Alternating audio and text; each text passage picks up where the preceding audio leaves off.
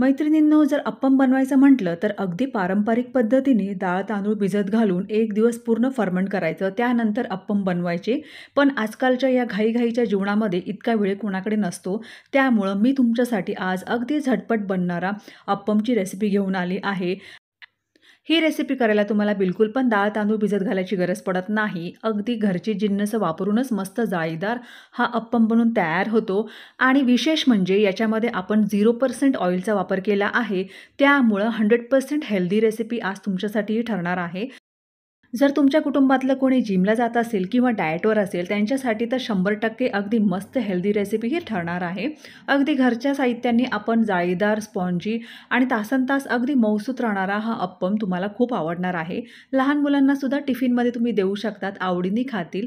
आणि सकाळच्या घाईमध्ये आपल्याकडे बिलकुल पण वेळ नसतो. ऑफिसला जाणाऱ्या काही माझ्या मैत्रिणी असतील, त्यांच्यासाठी पण हा अप्पम एकदम जबरदस्त ठरू शकतो. कारण की बनवायला मात्र बिलकुल पण वेळ लागत नाही. 1 मिनिटामध्ये 1 अप्पम बनून तयार होतो. म्हणजेच जर 15 मिनिटं तुम्ही दिले तर 15 अप्पम तुमचे झटपट बनून तयार होतील. इतका मस्त हा अप्पम बनून तयार होतो. तुम्ही बघू शकता, मी तुम्हाला दाखवला आहे. अगदी मऊसूत हा बनून तयार होतो. तर चला वेळ वाया न घालवता मस्त रेसिपीला सुरुवात करूया. तर सर्वात आधी आपल्याला इथे एक मिक्सरचं भांडं घ्यायचं आहे. त्याच्यामध्ये आपल्याला रवा घालायचा आहे. रवा घातल्यामुळे अगदी मस्त हा जाळीदार आणि स्पॉन्जी तयार होतो. त्यामुळं इथं आपण रव्याचा वापर करणार आहोत. 1 कप इथे रवा घातला आहे, तर त्याच मापाने आपल्याला 1 कप याच्यामध्ये दही पण घालायचं आहे. दही घालण्याची प्रक्रिया कशी असते, की आपण जर डाळ तांदूळ भिजत घालतो, तर त्याच्यासाठी आपल्याला आंबवावं लागतं मिश्रण. पण ह्या प्रक्रियेमध्ये आपण अगदी झटपट बनवून तयार करणार आहोत, त्यामुळं दह्याचा वापर करणार आहोत. तर आपण 1 कप रवा घातला, त्यानंतर 1 कप आपण दही घातलं आणि सेम कपाने आपल्याला 1 कप याच्यामध्ये पाणी घालायचं आहे. मेजरमेंट तुम्ही लक्षात असू द्या. थोडीशी आपल्याला याच्यामध्ये साखर घालायची, म्हणजे थोडंसं जर आंबट दही असेल तर थोडं बॅलन्स करेल ते. मीठ घालूया, तर अर्धा चमचा इथे मीठ पण घालूया. सर्व जिन्नस आपल्याला दळतानाच घालायचे आहे, म्हणजेच आपण नंतर जेव्हा आपण हे बॅटर काढू त्याच्यामध्ये आपल्याला काहीच मिक्स करायची गरज पडणार नाही. तर झाकण लावून साधारण आपण 1 मिनिटं मिक्सरला छान असं स्मूथ पेस्ट करून घेऊया. मिश्रण तुम्ही लक्षात असू द्या कसं बनवायचं आहे, की 1 कप रवा, 1 कप दही आणि 1 कप तुम्हाला पाणी घ्यायचं आहे. आणि हे बघा, अशा पद्धतीने हे कन्सिस्टन्सीचं बॅटर तयार होतं. तुम्हाला दाखवून देते. असं मीडियम जाडसर आपल्याला बॅटर ठेवायचं आहे. मिक्सरमध्ये आपण 1 कप रवा, 1 कप दही आणि 1 कप पाणी घातलं. त्यानंतर आपल्याला बिलकुल पण एक्स्ट्रा पाणी घालायचं नाही आहे. इतक्या कन्सिस्टन्सीच्या बॅटरमध्ये तुमचे साधारण 7 ते 8 मीडियम साईजचे अप्पम बनून तयार होतील. मुलांना जर सकाळच्या घाईमध्ये तुम्ही हे फटाफट बनवून दिलं, तर नक्कीच आवडीने खातील. किंवा फॅमिलीमध्ये जर कोणी जिममध्ये जात असेल किंवा डाएटवरती असतील, त्यांच्यासाठी अगदी मस्त ही रेसिपी ठरणार आहे. कारण आपण अगदी 0% ऑइलमध्ये, म्हणजेच आपण ह्या अप्पम बनवण्यासाठी बिलकुल पण ऑइलचा वापर करणार नाही आहोत. त्यामुळं मस्त 100% हेल्दी रेसिपी बनून तयार होणार आहे. याला अगदी फ्लफी बनवण्यासाठी इथे मी इनो सॉल्ट घातलेला आहे. इनो घातल्यानंतर जे बॅटर आहे आपल्याला एकच डायरेक्शननी व्यवस्थितपणे फेटून घ्यायचं आहे. पहिल्यापेक्षा जी क्वांटिटी असते ती यावेळेस दुप्पट होते. म्हणजेच इनो घातल्यानंतर जे क्वांटिटी आहे ती डबल होते, फ्लफी होते, फुगून अशी वर येते. आता एका साईडला मी पॅन गरम करत ठेवला होता. एक पळी मी याच्यामध्ये बॅटर घालते. आपल्याला याला बिलकुल पण मिक्स करायचं नाही आहे. असं डायरेक्ट बॅटर टाकून द्यायचं, ते ऑटोमॅटिक असं साईडला पसरतं. थोडंसं वाटलं तर पॅन असा हलवून घ्यायचा.